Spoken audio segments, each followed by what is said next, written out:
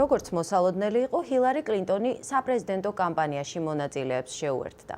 ამჯერად მან სტრატეგია შეცვალა და ყურადღება უფრო მეტად საშუალო კლასის ამერიკელებზე გაამახვილა. დემოკრატთა ფავორიტი 67 წლის ყოფილი სახელმწიფო მდივანი და ყოფილი პირველი ლედი მაშინათვე რესპუბლიკელთა მთავარი სამიზნე გახდა. მე კენჭს ვიყრი პრეზიდენტობისთვის. ვიდეოს გამოქვეყნებით, რომელიც ამერიკელების სირთულეებს და მიზნებს აღწერს, ჰილარი კლინტონმა პრეზიდენტობისთვის ბრძოლა ოფიციალურად დაიწყო. ყოველდღე ამერიკელებს ჩემპიონი სჭირდებათ, მე მინდა ვიყო ეს ჩემპიონი. ყოფილი პრეზიდენტის ბილ კლინტონის მეუღლე საშინაო საკითხებზეა ფოკუსირებული. ამერიკელები მძიმე ეკონომიკური მდგომარეობიდან თავის დაღწევას ცდილობდნენ, მაგრამ ამით მაღალ ეშელონებში ზოგიერთებმა იხეირეს. პრეზიდენტ ობამას პირველი საპრეზიდენტო ვადის დროს სახელმწიფო მდივნობა ბევრ შეკითხვას ბადებს, მათ შორის კლინტონის მიერ პირადი იმეილების გამოყენებას და 2012 წელს ბენღაზიში ამერიკის საელჩოზე თავდასხმისას სახელმწიფო დეპარტამენტის გადაწყვეტილებებზე.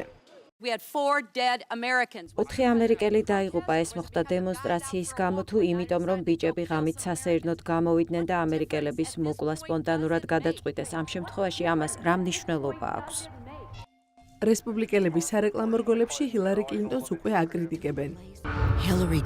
ჰილარი კლინტონი ვაშინგტონის მუშაობის ყველაზე უარესი განსახიერებაა. ქედმაღლობა, კორუფცია, საქმეების მიჩქმალვა, ინტერესთა კონფლიქტები, ტრაგედიით დამთავრებული მმართველობის მარცხი.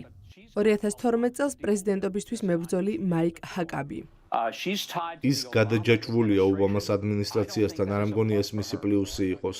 სახელმწიფო მდივანი ჯონ კერი მის წინამორბედს იცავს. სახელმწიფო მდივანმა კლინტონმა ალიანსის თავიდან აღმშენებლობაში დიდი როლი შეიტანა, რაც უკანასკნელ წლებში დაგუცმაცებული იყო. იგივეს ამბობს პრეზიდენტი ობამაც. ის გამორჩეული სახელმწიფო მდივანი იყო, ის ჩემი მეგობარია, ვფიქრობ ის ბრწყინვალე პრეზიდენტი იქნება. არ მგონია იმეილების ან ბენღაზის საქმე გადამწყვეტი აღმოჩნდეს. პოლიტიკური მიმამხილველი ჩარლი კუკი ამბობს, რომ ჰილარი კლინტონი ამერიკის ერთ-ერთი ყველაზე ცნობილი საჯარო მოხელია. მას დემოკრატიულ პარტიაში აქამდე მეტოქე არ გამოჩენია, რაც მას უნიკალურ შანსს აძლევს. ჰილარი კლინტონი თავის წინააღმდეგ იყრის კენჭს. მან დააჩვენოს, რომ 21 საუკუნეში ისევ რელევანტურია. ის მომავალზე უფრო მეტად უნდა იყოს ორიენტირებული ვიდრე წარსულზე.